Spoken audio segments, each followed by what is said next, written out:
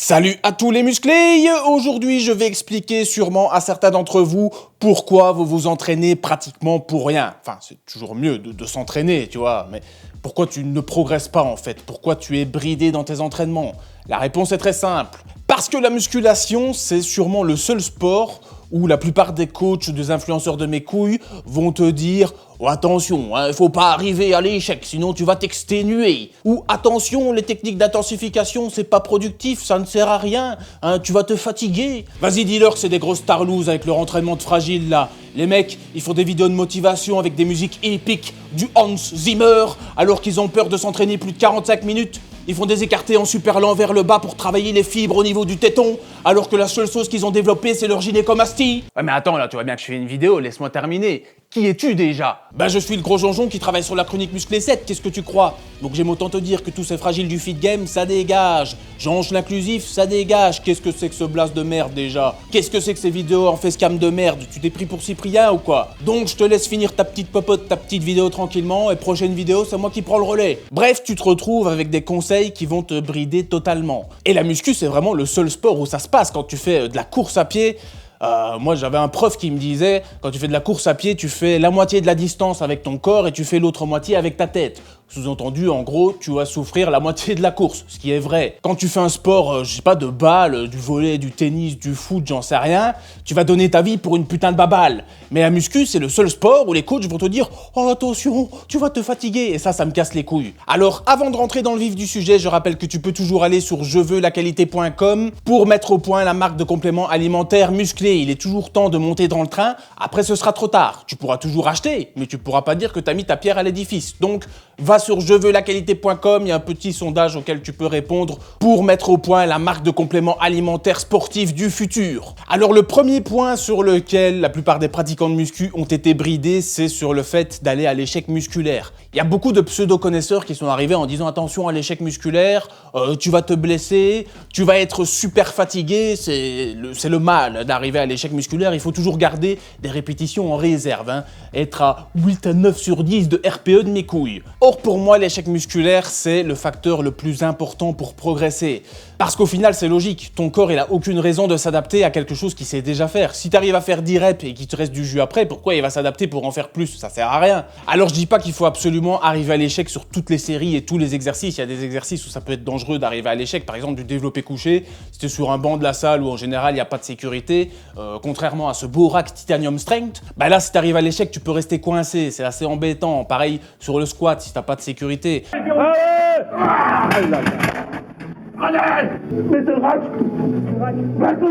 Et même sur le soulevé de terre, là, il n'y a pas vraiment de risque de se faire mal avec la barre, mais arriver à l'échec au soulevé de terre, c'est avoir le dos souvent qui s'arrondit un peu trop, et on en a déjà parlé 30 000 fois, c'est pas la meilleure des choses à faire avec une charge lourde. Nonobstant, je pense que sur tous les exercices où il n'y a aucun risque d'aller à l'échec, eh bien, c'est bien d'arriver à l'échec au moins sur ta dernière série. Si tu fais 4 séries de curl biceps, sur ta dernière série, c'est bien d'arriver à l'échec quand même. Au moins, tu sais que là, bah, t'as poussé l'effort à fond, tu pouvais pas en faire plus, t'as fait du mieux que tu pouvais et bah, tu feras mieux la séance d'après. Le deuxième point sur lequel beaucoup de pratiquants ont été bridés, c'est sur les fameuses techniques d'intensification qui portent bien leur nom puisqu'elles permettent d'intensifier l'entraînement que tu fais. Et c'est con parce que l'intensité de ton entraînement, au final, c'est le facteur déterminant. L'intensité d'une séance est plus importante que le volume de celle-ci. Il vaut mieux faire 45 minutes à fond que 1h30 à brasser de l'air. Donc les techniques d'intensification, ça va être les séries dégressives, les séries complexes, donc c'est comme des supersets, mais tu vas enchaîner 2 exercices pour le même groupe musculaire, ou les répétitions forcées, donc soit avec quelqu'un qui va t'aider à soulever quand tu n'arrives plus, ou la triche tout simplement, donner une petite impulsion sur du curl ou sur des élévations latérales, donc là c'est la force mystique qui va t'aider à finir tes répétitions. Et encore une fois, les techniques d'intensification, t'as beaucoup de coachs qui sont arrivés en disant c'est nul.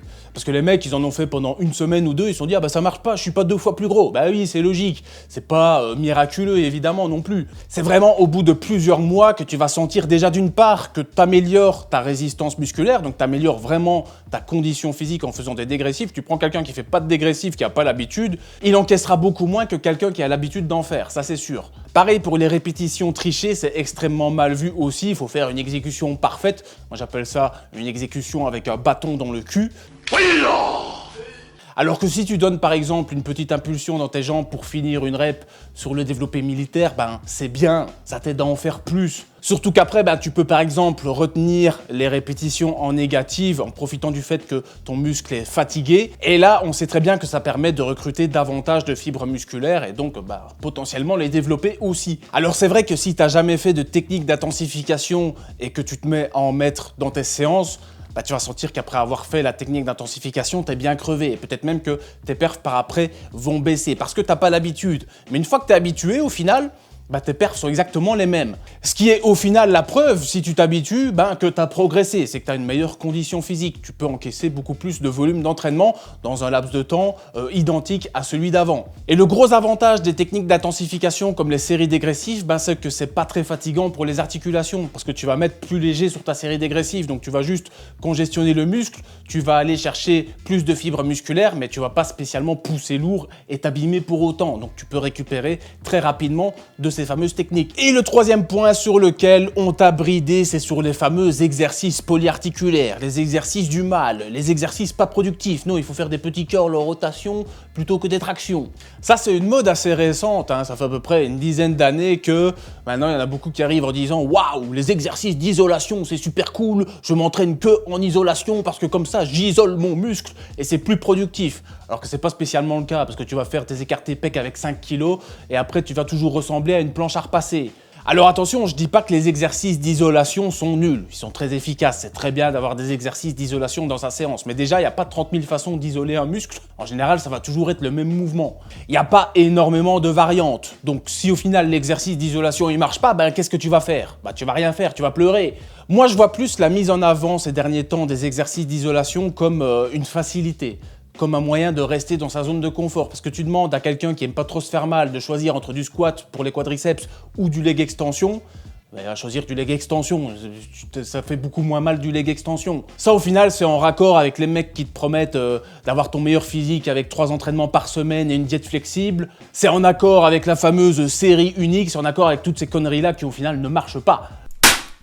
Ça marche pas, ça marche pas. Et même moi, à un moment donné, j'avais été matrixé par rapport à certains exercices polyarticulaires comme le développé couché, parce que moi, j'ai des bons triceps et des bonnes épaules de base. Donc, développé couché, on va te dire, ouais, attention, tu vas pas avoir de pecs. Et c'est vrai qu'au début, j'avais du mal à choper des pecs, mais maintenant que j'ai bien maîtrisé la technique de l'exercice, que j'ai trouvé le nombre de répétitions qui me convenait, en général, il faut que je fasse des séries un peu plus longues, entre 10 et 15 reps, et que je fais du développé couché comme je fais maintenant, ben après je chope des seins, je chope des gros pecs. Alors c'est vrai que je congestionne aussi des triceps et des épaules, on va pas se mentir, mais ça c'est normal. Faut bien que d'autres muscles travaillent sur un exercice polyarticulaire qui met en jeu plusieurs articulations. C'est logique que tu ne peux pas isoler un muscle sur un exercice avec plusieurs articulations, bordel de merde. C'est pas pour ça qu'il faut invalider l'exercice. Et même plus récemment sur le développé militaire, j'ai toujours dit que sur le développé militaire, je sentais pas bien les deltos, que j'aimais pas trop cet exercice, mais que je le faisais parce que j'avais pas trop le choix. Parce que là, ici, je peux faire du développé militaire. J'ai des haltères, mais c'est à charger soi-même.